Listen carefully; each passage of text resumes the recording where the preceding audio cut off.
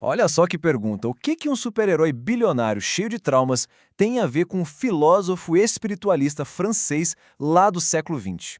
À primeira vista, nada, né? Mas a verdade é que aparentemente eles têm tudo a ver.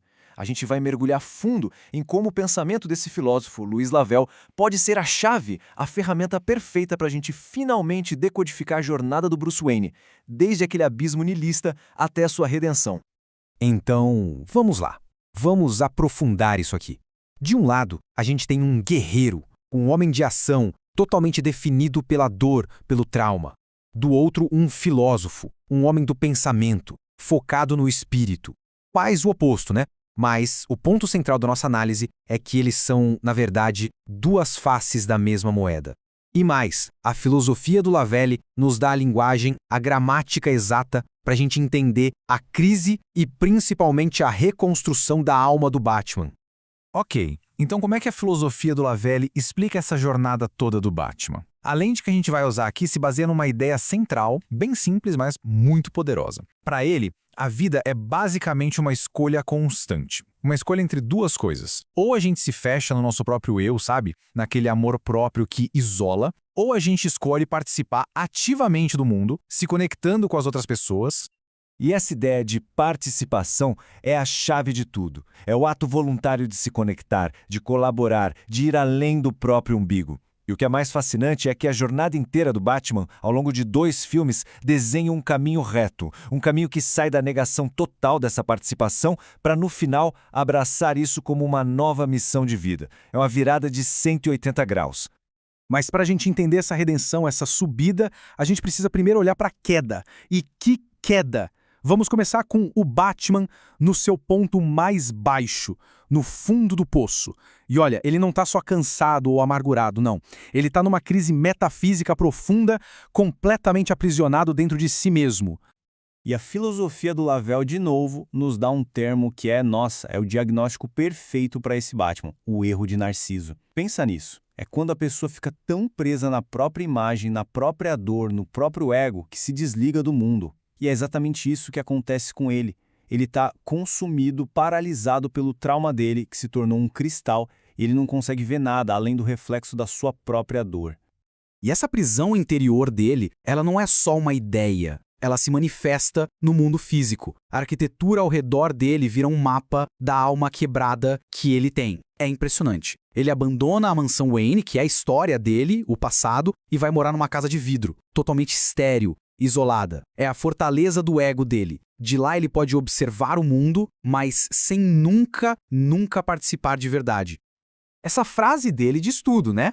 No sonho eles me levaram para a luz. Uma bela mentira. Essa é a filosofia dele nesse momento. Para ele, esperança, salvação, qualquer tipo de luz é tudo uma ilusão, uma mentira bonita. A única coisa que é real mesmo é escuridão, é a queda, é a dor. Ele inverteu completamente os polos do mundo.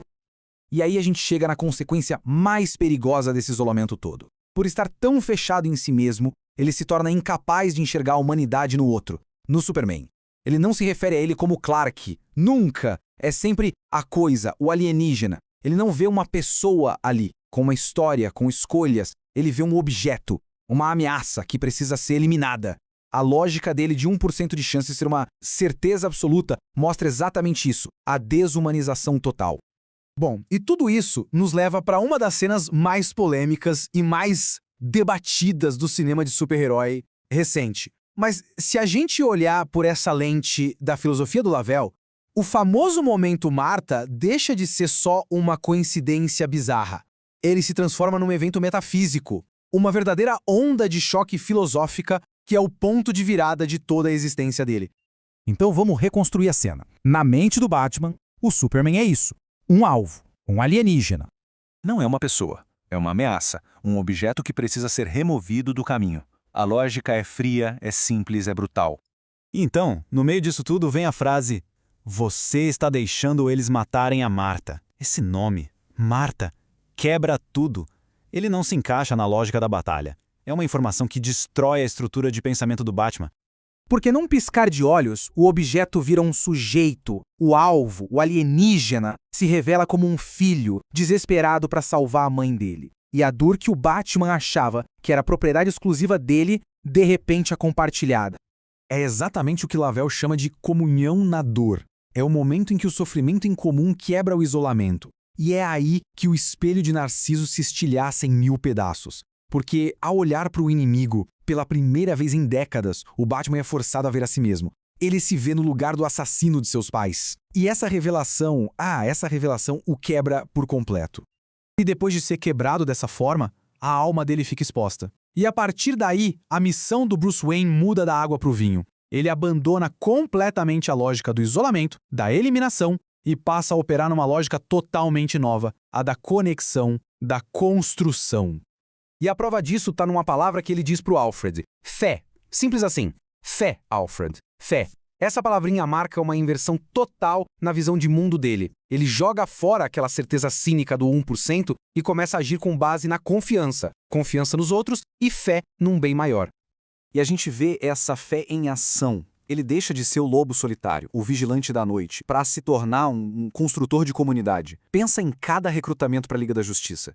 Ele dá um propósito e amizade para o Barry Allen, que era um excluído. Ele vê dons, potencial no Victor Stone, que só se via como um monstro. Ele desafia o Arthur Curry, um cínico solitário, a abraçar o próprio destino. Cada um desses atos é um exemplo perfeito da participação do Lavelle. Ele não está impondo a vontade dele. Ele está convidando os outros a descobrirem e realizarem o próprio potencial juntos. Então é aqui que a gente consegue ver a foto completa, o fim dessa jornada de personagem que é muito profunda.